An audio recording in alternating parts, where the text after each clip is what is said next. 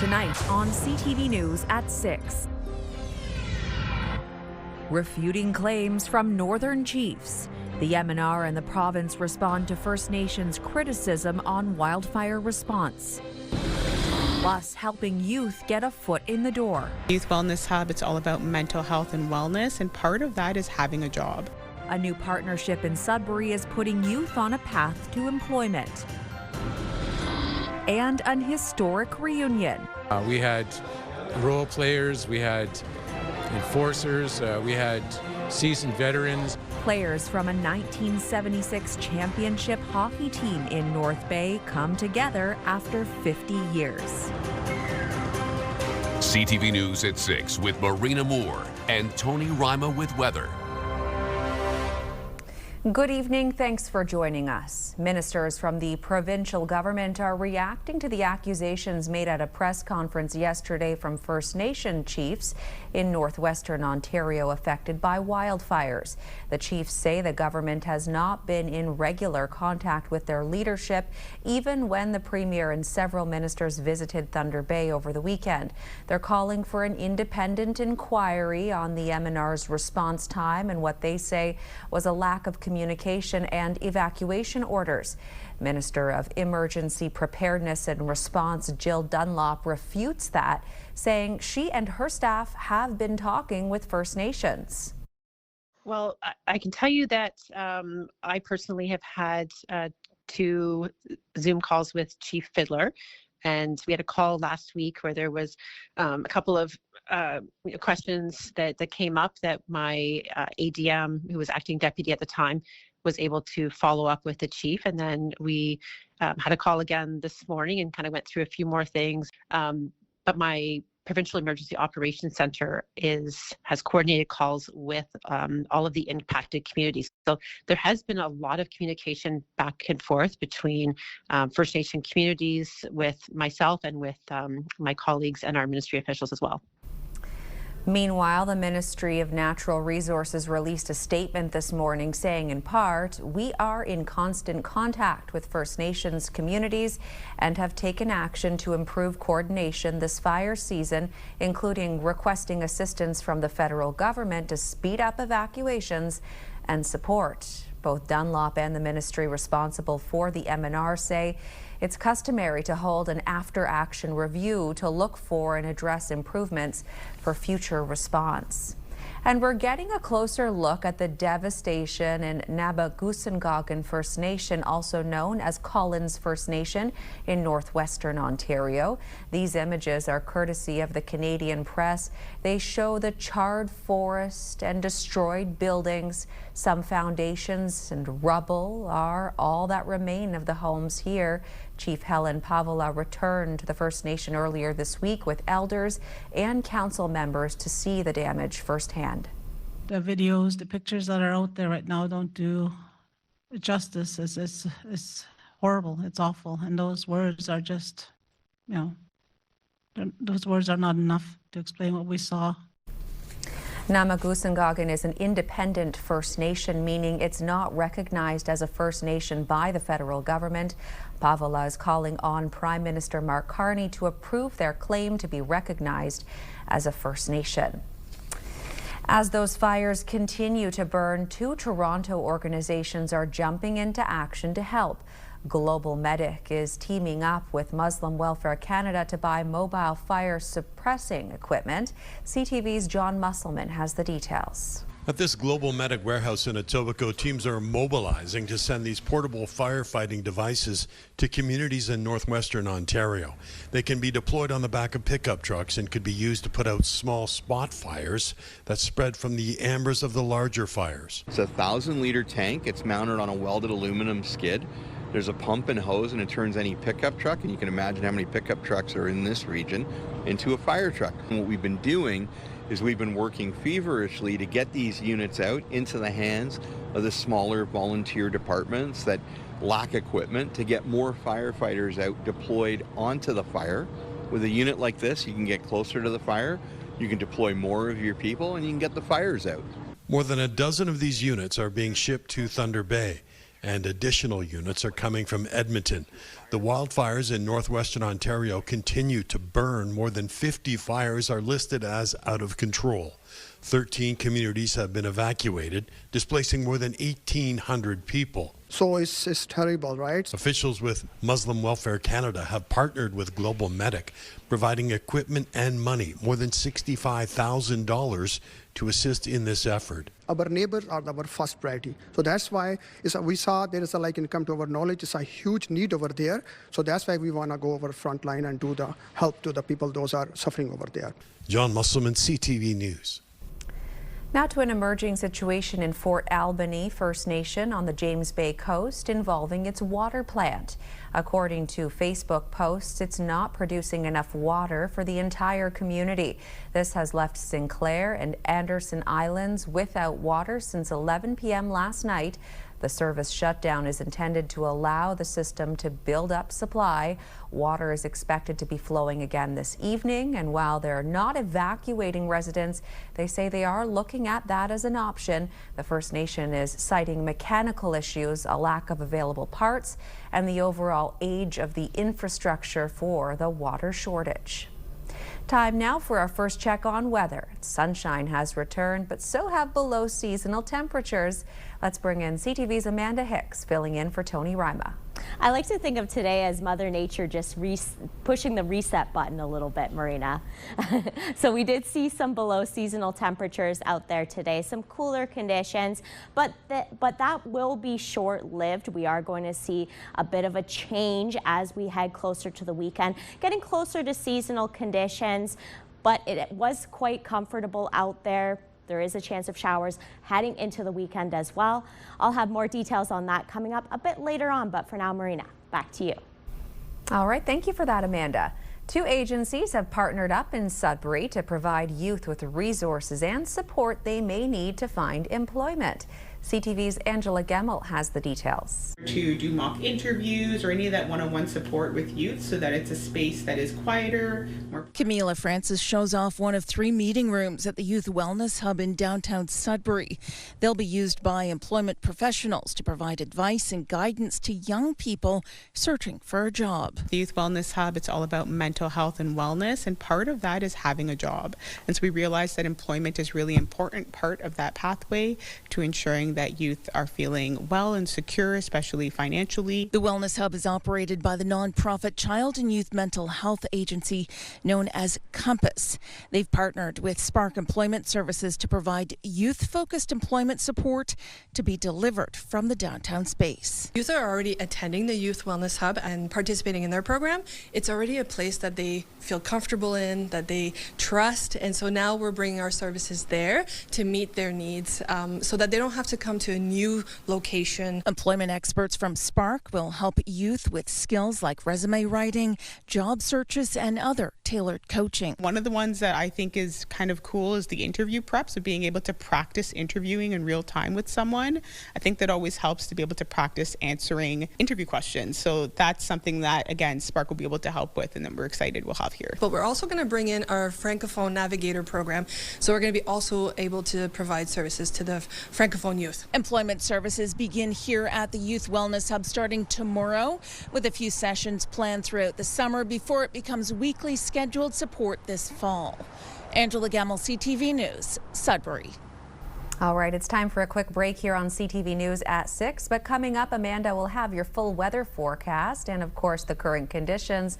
And speaking of which, here's a live look at conditions in Sudbury, where it's been a sunny but cool kind of day. And as you can see with that shaky tower cam, a little on the windy side out there. More details coming up.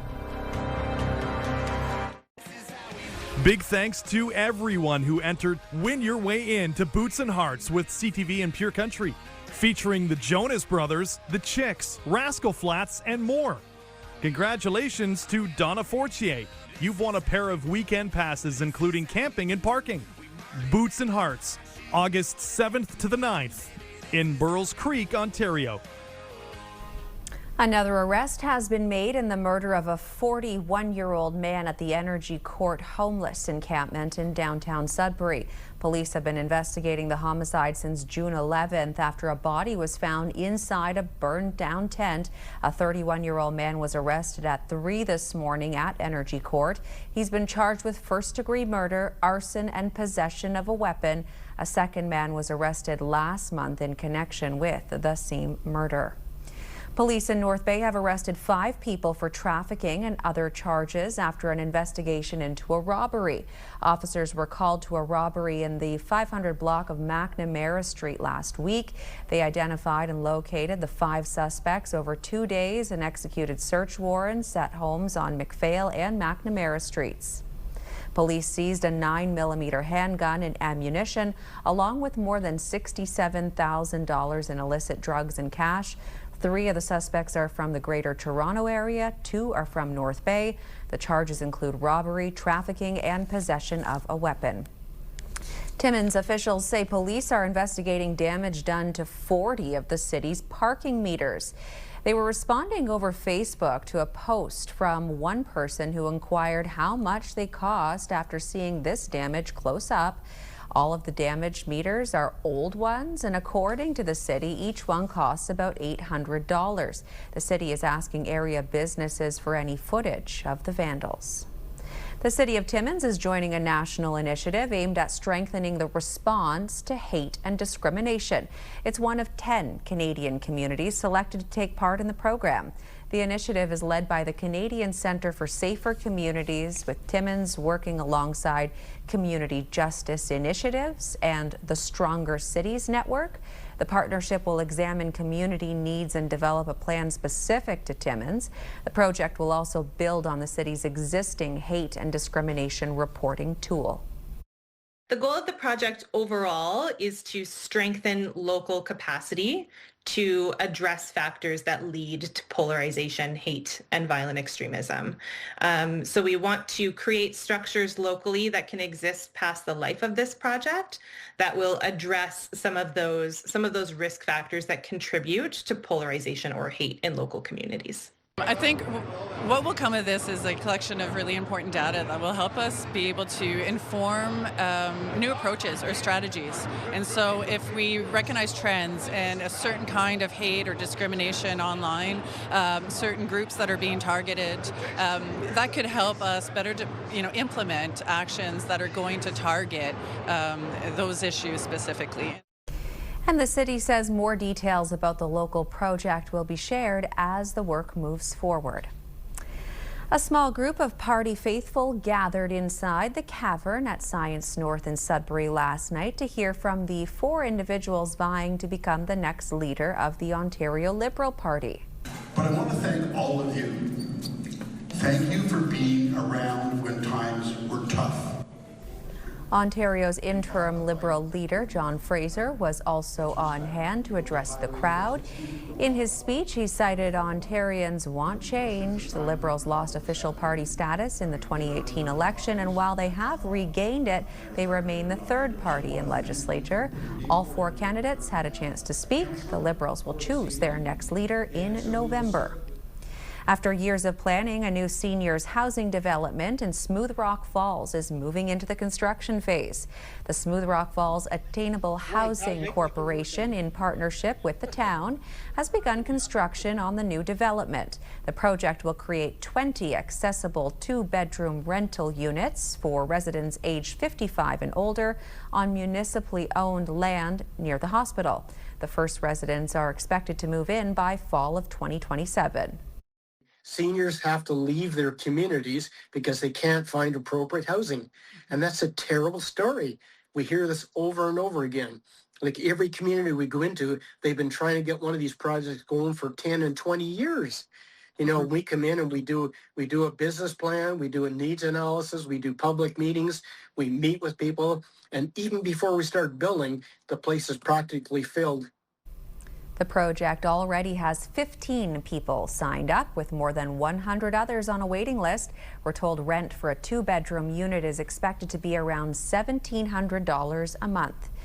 Back we go to Amanda now for a check on the current conditions this Wednesday evening. Amanda, is it sunshine across the board? It's about half and half, Marina. We're seeing some sunshine and some clouds as well, but just touching on the conditions today, we did see some sunshine out there, some blue skies, which was a little bit deceiving. It was a bit cooler out there. Saw highs between 17 to 22 degrees across the board, so well below seasonal for this time of year. Heading into the overnight hours, it is going to be another cool night with some single-digit temperatures, so definitely going to want to grab a sweater if you're heading out and about tonight. But let's take a look at how things are shaping up right now with the current conditions. So Kapuskasing, we're seeing a bit of sunshine out there, 21 degrees, 14 in Moosonee with some cloudy skies and some more clouds in Cochrane and Timmins. More sunshine with Chapleau sitting at 19 degrees and 18 in Wawa and Sault Ste. Marie. Parry Sound, we've got beautiful sunshine, 18 degrees there. And then 15 degrees in Kirkland Lake and Temiskaming Shores with cloudy skies, mainly sunny skies in North Bay. And then finally, we've got sunshine in Elliott Lake, Gore Bay and Espanola, and then cloudy skies in Sudbury. Marina. All right, thank you, Amanda. Next on CTV News at 6, the U.S. Trade Representative responds to tariff concerns from Canada and how trade talks are going. And a big donation to the Sudbury Food Bank from Purolator. Details ahead.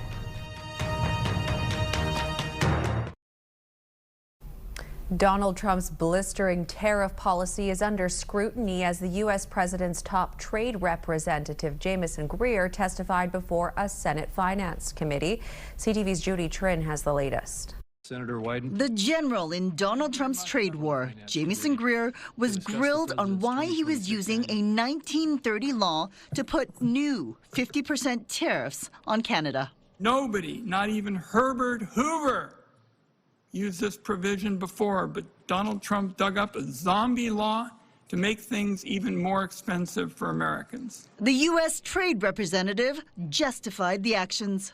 We're fighting against a ban on American liquor on shelves. We're fighting against hard caps on export of American cars. So we've never banned Canadian products.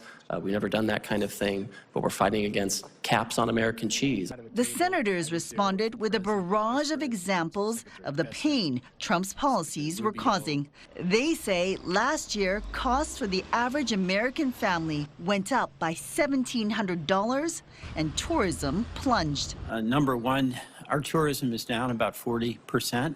A lot of that has to do with the rhetoric that the president has used, and I don't hold you responsible for that.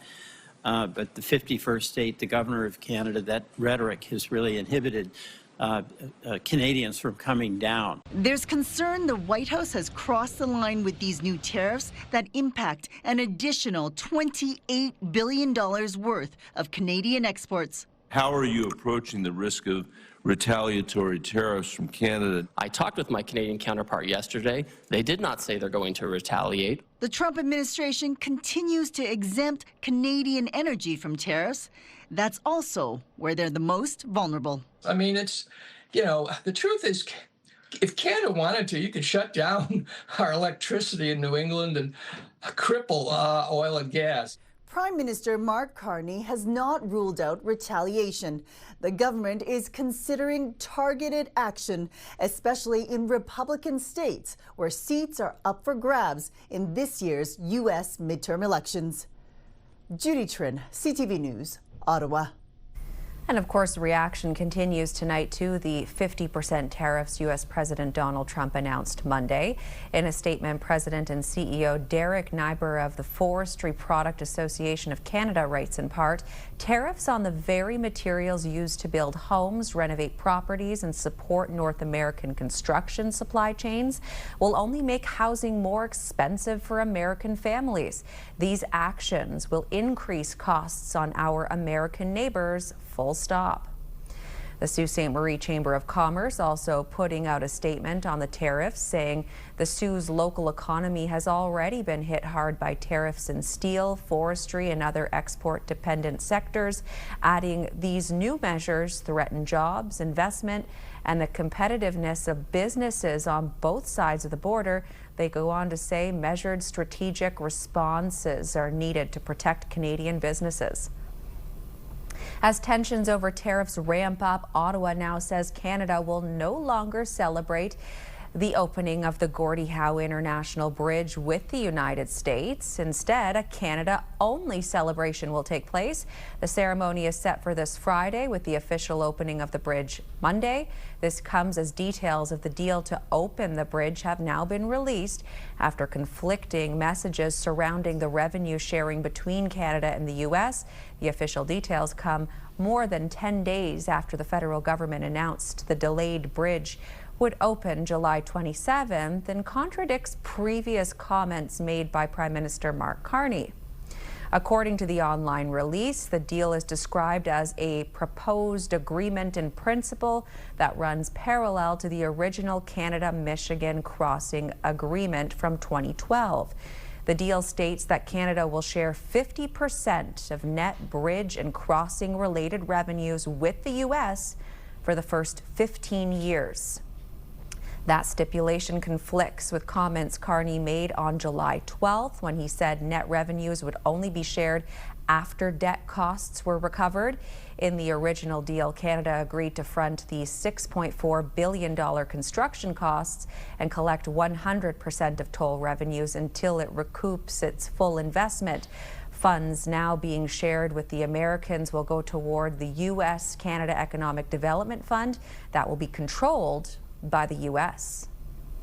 To the conflict in the Middle East now, where President Donald Trump has renewed his threats to attack Iranian infrastructure. Trump posting on social media this morning saying the U.S. would bomb and destroy one bridge or power plant anytime Tehran targets a ship in the Strait of Hormuz. Meanwhile, the U.S. military carried out another wave of airstrikes on Iran, where air defenses were triggered over the capital, Tehran. And Iran launched a missile attack on a Jordanian city near the Israeli border. Alerts were issued in Bahrain and Saudi Arabia. The Strait of Hormuz remains largely closed because of Iranian attacks. This as diplomatic efforts have shown little public sign of progress. Meanwhile, the U.S. is reportedly expected to sign a nuclear agreement with Saudi Arabia this week that could give the kingdom uranium enrichment capability. Even when the moment is appropriate, we'll put out that in writing. We have to do it with Congress anyways, so we'll certainly do it publicly. But suffice it to say, the U.S. is not going to reach any agreement with any country in the world that leads to the risk of proliferation. U.S. Secretary of State Marco Rubio wouldn't confirm the deal, but he pushed back against criticism while speaking with reporters. The Associated Press reports the deal could allow Saudi Arabia to build a uranium enrichment facility after a joint study with the U.S. It is reportedly not expected to include protocols that would allow for more monitoring, inspections, or verification. And there is more news ahead. But first, let's get to your full weather forecast with Amanda Hicks and what could be a soggy weekend ahead after the sunshine, Amanda. Definitely, there is the chance of some passing showers throughout the weekend, Marina. But I mean, if anything, it's a free car wash, right? And that's always good. But let's take a look at before we get there. For tomorrow, there is a chance of some showers depending on where you are. Overall, though, pretty dry across the board. Some sunshine in the morning for certain areas. By the time Friday rolls around, a few scattered showers, but nothing too significant. And by the time Friday night rolls around, it looks pretty nice for the most part. Overnight, though, it is going to be another cool night out there, that's for sure. Only 9 degrees in Sault Ste. Marie with clear conditions. Mainly cloudy skies in Timmins at 11 degrees and 12 degrees in Temiskaming Shores. Moosonee, though, 5 degrees, clear skies overnight. That's quite chilly. Mainly cloudy skies in Wawa and Kapuskasing, a few clouds in Gore Bay sitting at 10 degrees. But let's take a look at the 7-day forecast, starting with Sudbury Nickel Belt. So for tomorrow, we've got sunshine in the morning, clouding over by the afternoon, sitting at 24 degrees, chance of showers throughout much of the weekend, getting closer to normal for this time of year. We've got some sunny breaks on the way for Sunday. Let's hope we see more sun than rain, but we'll see how things shape up, and a chance of showers on Monday. For Sault Ste. Marie, Algoma, we've got cloudy skies rolling in for tomorrow, getting up to 25 degrees, feeling like 30 with the humidex. So temperatures are starting to at least feel a little bit warmer out there. Chance of showers on Friday, continuing into Saturday. By Sunday, sitting at 24 degrees, so we're hovering around the normal for this time of year. For Timmins, Cochrane, Kapuskasing, chance of showers, risk of thunderstorms for tomorrow, high of 24. Chance of showers on Friday, showers on Saturday, high of 25. Chance of showers on Sunday, sitting at 23 degrees. And then by the time Tuesday rolls around, slight chance of showers, sunny breaks, 22 degrees. For Timiskaming Shores, Kirkland Lake, sunshine in the morning, clouding over by the afternoon, getting up to 25, 26 on Friday with a chance of showers, stronger chance of showers, pretty good chance on Saturday at 26, and then temperatures fall to 23 degrees, so just a 3-degree difference by Sunday with a chance of showers. And finally for North Bay, West Nipissing, mainly sunny skies for tomorrow, high of 24, 25. On Friday, chance of showers continuing throughout the weekend and very well into next week, getting up to a high of 23 degrees on Tuesday. And for today's weather picture of the day, it was sent in by Nancy from Atwood, and what a beautiful shot that is. She said it looked like a painting, and I certainly agree with you, Nancy. Thanks so much for sending that in. Coming up after the break, the food bank in Sudbury got a generous donation today. Madison Merrier will tell you who's helping out after the break.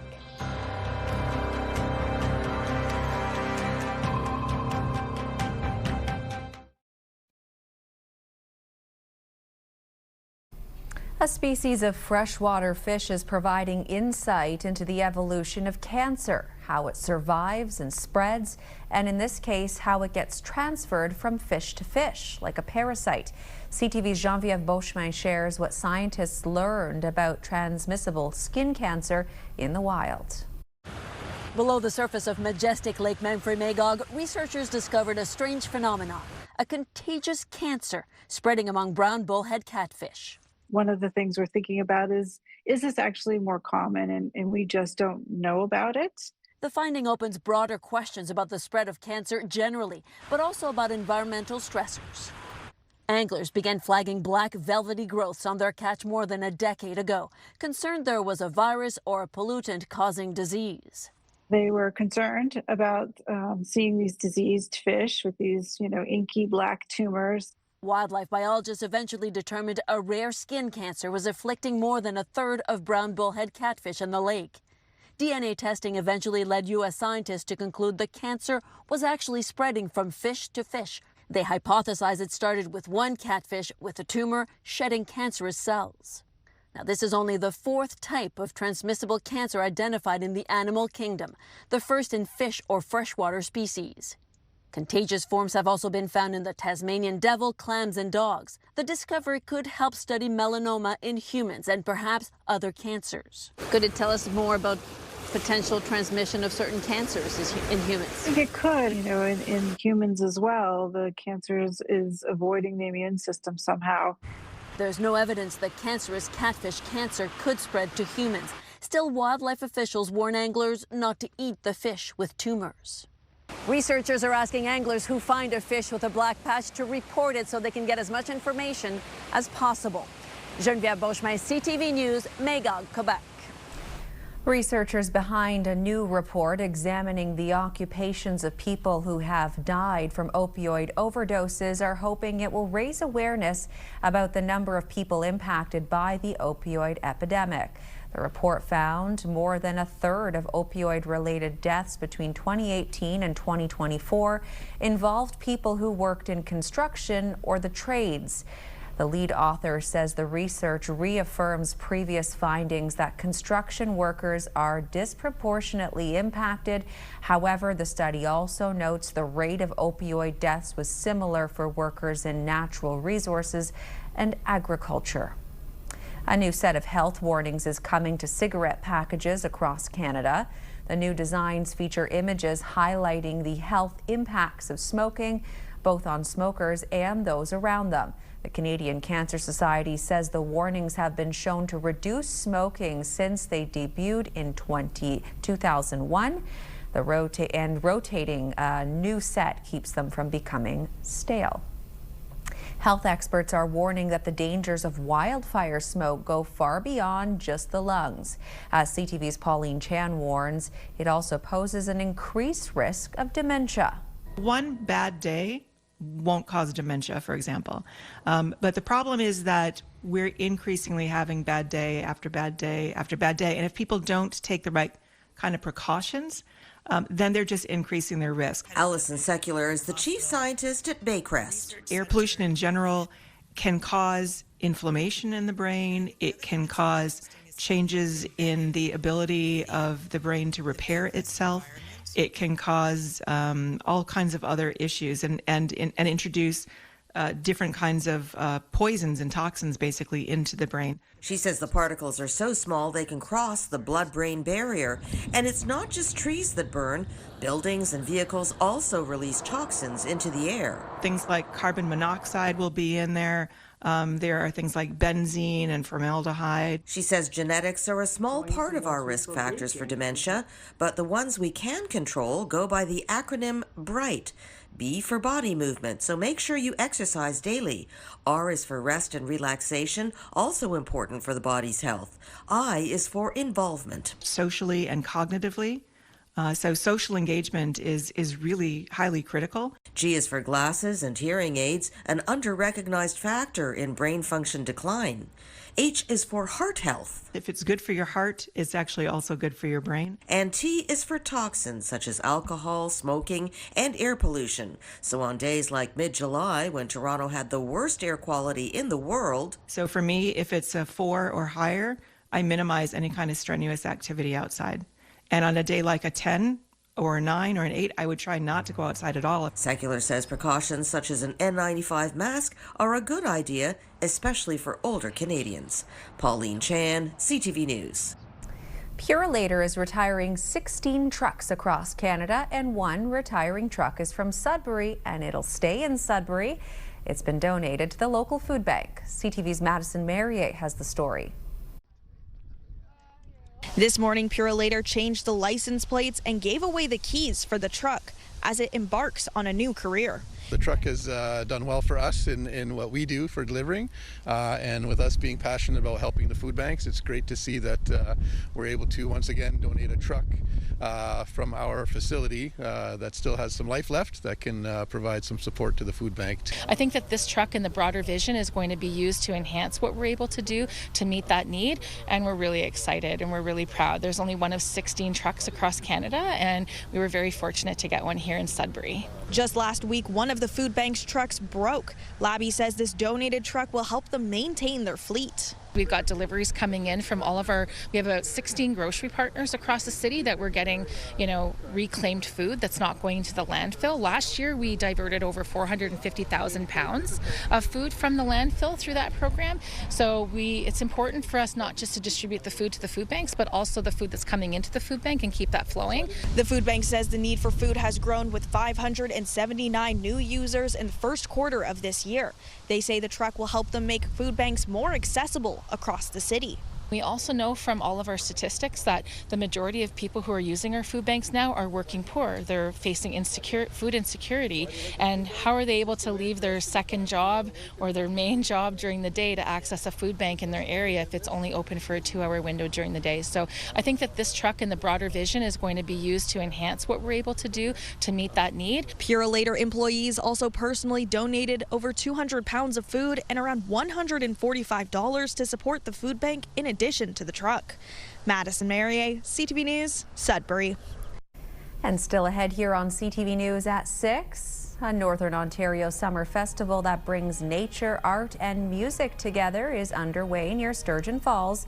We talk with organizers of River and Sky after the break.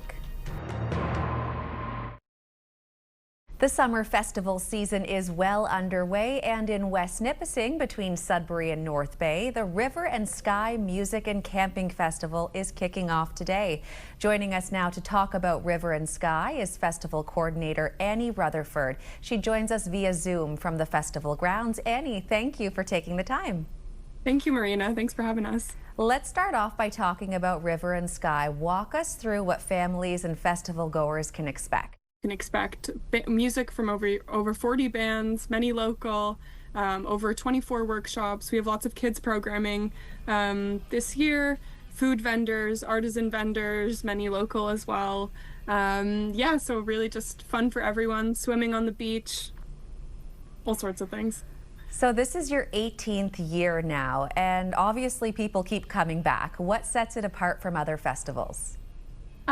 The community, for sure. We, there's always loose screws, but we were able to really pull this thing together because we have over 200 volunteers who come back year after year, who work over their hours just to make this all happen too. And it creates a really beautiful energy of, everyone sort of taking care of everyone. We know it's a festival for lovers of art, music, and of course the outdoors. Can you talk to us about this year's lineup? What's new and exciting? Yeah, absolutely. So we have some pretty big headliners: The Deers, Jennifer Castle, Bry Webb of the Constantines, Bad Waitress, and then a lot of local bands: The Slovis Drone, Lenny Rayan, who's from North Bay, Will Powers. We have a really wide variety. We have a lot of different installations this year, some recurring. Allison Roberts, who is an artist from North Bay, does an installation around our threshold stage, which is between the main stage and the beach stage.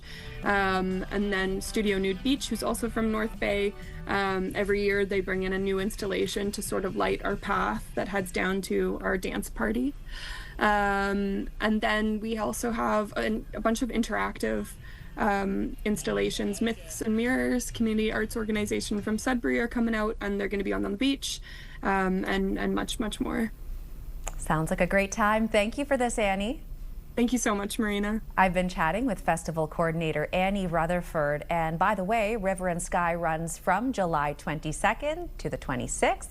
For more information on the lineup or passes, you can visit riverandsky.ca. It was an historic moment in North Bay's sports history, the 1976 win by the North Bay Trappers. Today, 17 players from the championship team reunited at the arena where they made history 50 years ago.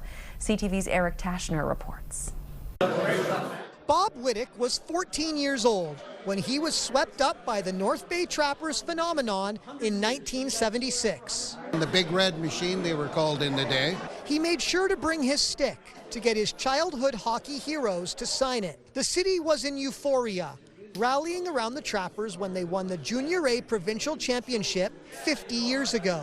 I think we were all hanging off the Raptors up top. Named one of the top 20 teams over the past 100 years at a recent North Bay Sports Hall of Fame event, that championship series, folks say, captured the city like nothing ever had. Of all the things that have happened, I think, in hockey in our North Bay, this thing is the most iconic moment. The Trappers were down 3-0 in the series, but rallied back. It went to an unprecedented Game 8 due to the point system at the time.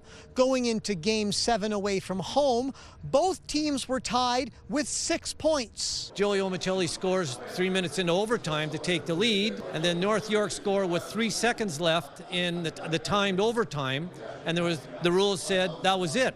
So now they each have 7 points in an 8-game series. We had young guys that were really good hockey players that could put the puck in the net. We had role players, we had enforcers, we had seasoned veterans. Over a dozen buses full of Trappers fans made the trip to North York. Then when the team pulled back into the city that night, the lineup for Game 8 tickets astonished them. 3 in the morning, and they did not go home. They went they were standing in line, wrapped around, so that when that tickets opened. The Trappers won Game 8 5-2, sending the city into jubilation. Former NHLer turned Los Angeles Kings color commentator Jimmy Fox has been around many arenas. but none touch his heart like Memorial Gardens did. We were the only northern team in the league, so to speak, so I think everyone really bonded together. Some of the players ended up settling in North Bay. Many moved on, and this reunion has been decades in the making. A hockey moment they and their fans will not soon forget. Truly Hockeyville, you know, back in the day. Eric Tashner, CTV News, North Bay. The Sioux Greyhounds continue to build their bench with the announcement of a second assistant coach. Patrick Jarrett will be joining the team from Pennsylvania, where he coached U16 and U18 clubs. Jarrett has spent some time coaching in the OHL, clocking 2 seasons with the Hamilton Bulldogs, as well as playing for the Mississauga Ice Dogs back in the day. He may be coming from the States to take on this new position, but coaching the Hounds will be a homecoming as he was born and raised in Sault Ste. Marie. Steven Spielberg's latest Close Encounter Disclosure Day is headed to digital platforms and Blu-ray with some out-of-this-world extras. David Daniel has that and more in the Hollywood Report. We were playing, and then the world started changing. The studio behind the blockbuster Toy Story 5 is being hit by layoffs. Variety, The Hollywood Reporter, and other industry outlets report Disney is cutting hundreds of jobs, with Pixar being especially hard hit. Other Disney departments facing cutbacks include ESPN and National Geographic. What are you going to do? Full disclosure to the whole world. The truth is coming home. Steven Spielberg's Disclosure Day is out now on digital platforms and lands on 4K, Blu-ray, and DVD on August 25th, with extras including an in-depth look at the making of the film and a tribute to Spielberg's 30th collaboration with iconic composer John Williams. Well, the director told me to do it, and when the camera's on me, I just kind of imagined what Kong would do or what he would look like. Young actress Kaylee Hoddle has died in a car crash. Her father announced the news on Facebook, as did the Texas School for the Deaf, where Hoddle was a senior. She was known for her roles in Godzilla vs. Kong and Godzilla Kong: The New Empire. Kaylee Hoddle was 18. In Hollywood, I'm David Daniel.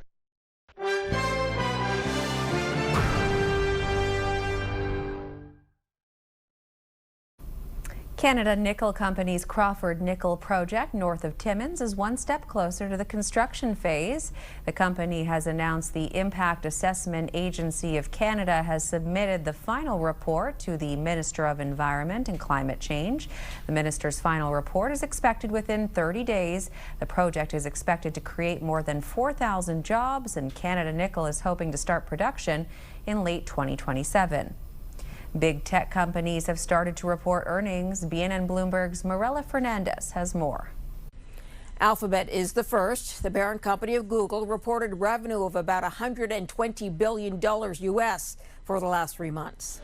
A key metric for Alphabet is cloud revenue, which was up over 80% from last year, coming in at just under $25 billion US.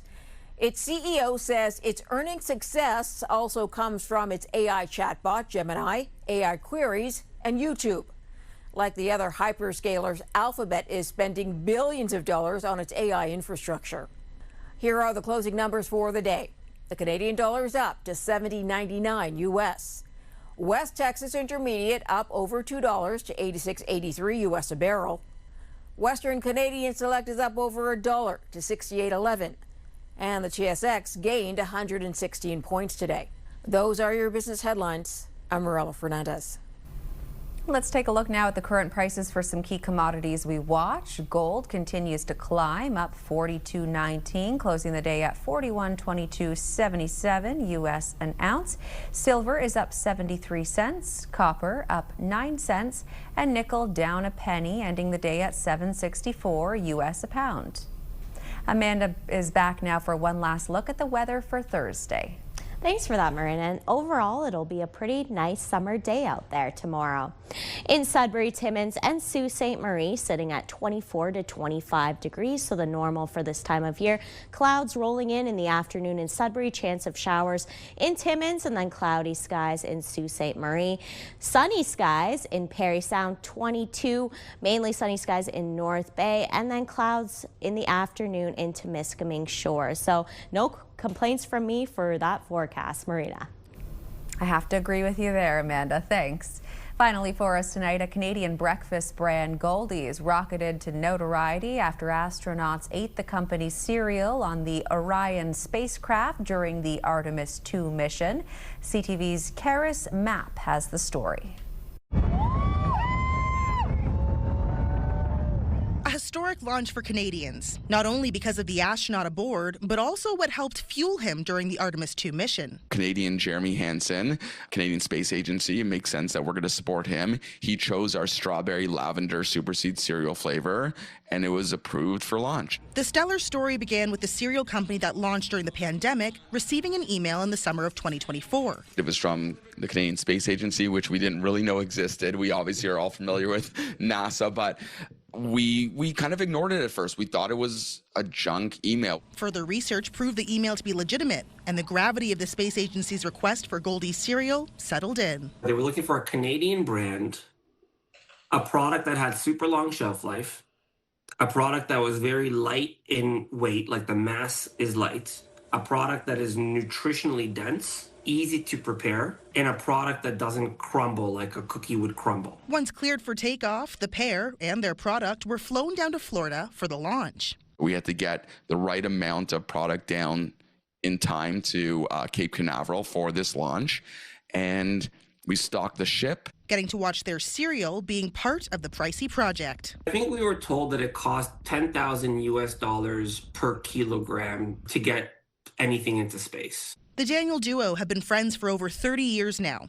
Schreiber attended Wilfrid Laurier University and now tries to give back to the next generation of students. They used us as a case study, so it was really exciting, obviously, to be there and share that experience with Schreiber, because obviously that was his old school, and just kind of walking those halls again from a different perspective. One small spoonful for man, one giant crunch for mankind. Karis Mapp, CTV News.